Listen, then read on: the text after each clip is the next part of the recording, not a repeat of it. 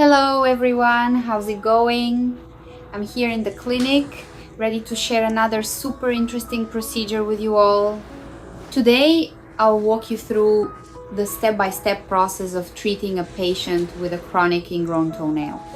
We'll dive into the technical details of what I'm doing based on everything we discussed during the procedure, plus some valuable tips to keep your feet healthy. Stick with me until the end because there's a ton of useful information, a special tip you've been asking for in the comments, and an inspiring message to wrap things up.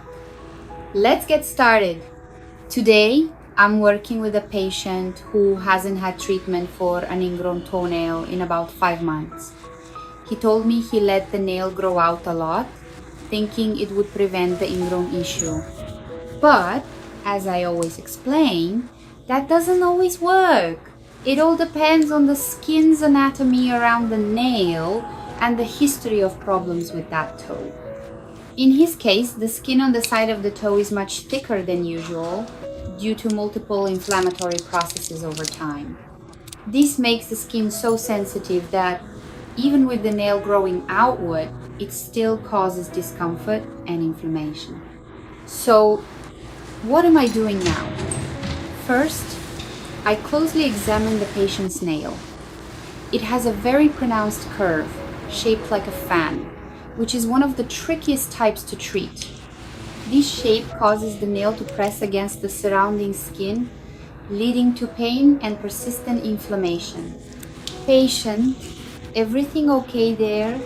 I'm going to start by trimming the length of the nail, alright? If you feel anything, just let me know. I always work very calmly, especially since this patient has had traumatic experiences with other professionals and has hypersensitivity in the area. The first step is to trim the nail's length using a specialized podiatrist scissors. Look, patient, when I trim the nail, I create a sort of channel to relieve the pressure on the inflamed skin. You might feel a slight discomfort, but I'll go slowly, okay? This initial cut is crucial to establish a base that allows me to work on the nail's edge without causing more pain. The nail is quite white, and on the side there's a part that was practically broken, which was making the problem worse. After adjusting the length, I move to the next step, clearing the area around the nail. I use a delicate instrument to gently push back the inflamed skin. Patient, now I'm going to use a little piece of cotton to keep the skin separated while I work. Keep breathing, alright? If you feel anything, just tell me. This care is essential to avoid touching the sensitive skin abruptly, as he feels pain from top to bottom. The nail, due to its fan-shaped curve, presses intensely on the skin, especially when he steps down hard, which worsens the inflammation. As I work, I notice a small crust on the side formed by the chronic inflammation. Everything okay there? I'm going to clean this crust now to make sure the area is nice and clean before cauterizing. I use a gentle technique to remove the crust, ensuring it doesn't cause discomfort. Then, I apply a light cauterization to aid healing and prevent new inflammations. Patient, now we're going to cauterize carefully, but no rush. The important thing is that the area heals well and you feel comfortable. I finish the procedure with a light bandage, which he should keep on for 24 hours. You don't usually walk in very dirty places, do you? Since you mentioned you have a big dog that likes to jump, it's best to wear protective sandals to keep dirt away from the area, okay?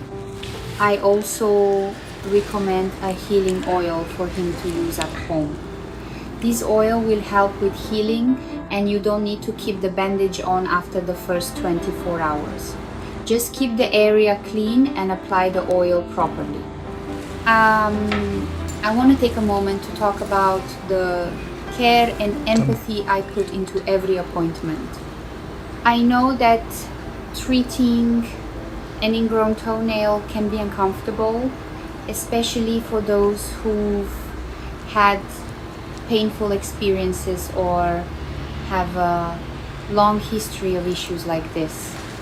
That's why I always work with a lot of patients, talking to the patient and ensuring they feel safe.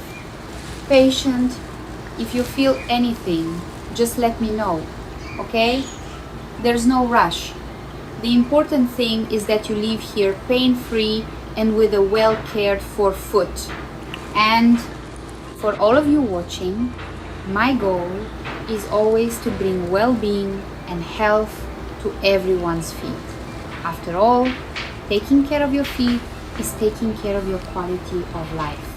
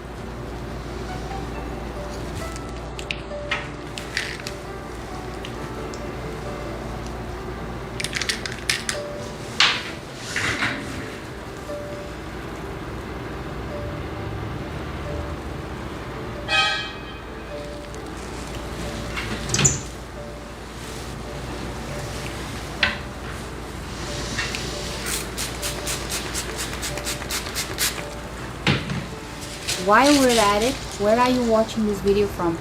Are you in Brazil or somewhere else in the world? Leave a comment letting me know, because I read them all. Since I receive a lot of comments, I respond gradually, but I love interacting with each of you. Every like, comment or subscription helps YouTube see that my content is relevant and high quality. So, if you like the video, give it a thumbs up, subscribe to the channel, and share it with anyone who needs podiatric care tips. We have new videos every day, and your engagement makes all the difference in keeping this content coming. I want to share an extra piece of information so you can better understand today's case. Since the patient has a long history of inflammations, the treatment needs to be done in stages. Today we completed the first protocol, which was to relieve the nail's pressure on the skin and reduce inflammation. Next week we'll do a follow-up to clean the area further and ensure healing is on track. Patient, at the next appointment will make everything even more comfortable, okay? The area will heal nicely and you'll feel much less pain. Later, when the skin is less inflamed, we can plan a second protocol to prevent the issue from returning in the future. It's important to understand that in chronic cases like this, the skin around the nail can become so sensitive that even the nail's presence causes discomfort. That's why the treatment is gradual and patience is key. Patient, I know it's a process, but we'll take good care of it so you don't have to deal with this problem forever, okay? And for those of you watching, if you have a similar issue, seek a trusted podiatrist and don't let the problem worsen. Proper care makes all the difference. Another important tip: beyond the treatment in the clinic, at-home care is crucial. In the case of today's patient, he mentioned he walks a lot in flip-flops and has a dog that likes to jump. This can expose the foot to dirt or minor injuries, so I emphasize the importance of protecting the treated area. Patient, while it's healing, avoid walking in very dirty places and wear sandals that protect your foot well, okay? For those watching, it's worth investing in comfortable shoes and maintaining foot hygiene, washing thoroughly and drying carefully, especially between the toes. Small habits like these prevent many problems. To wrap up, I want to leave an inspiring message for all of you. Our feet are the foundation of our body, carrying us everywhere, and they deserve all the care in the world. Taking care of them isn't just about aesthetics, but about health and well-being. A well-cared-for foot gives you more confidence to walk, run, dance, and live life without discomfort. So, how about taking a moment to give your feet some attention?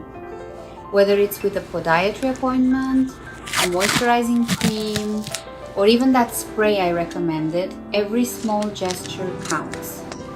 Let's care for our feet with love, because they deserve it. Thank you so much for watching, everyone. Don't forget to like the video, subscribe to the channel, and leave a comment telling me where you're from. Share it with friends and family who need foot care tips, and I'll see you tomorrow with another brand new video. Big hugs, and until next time.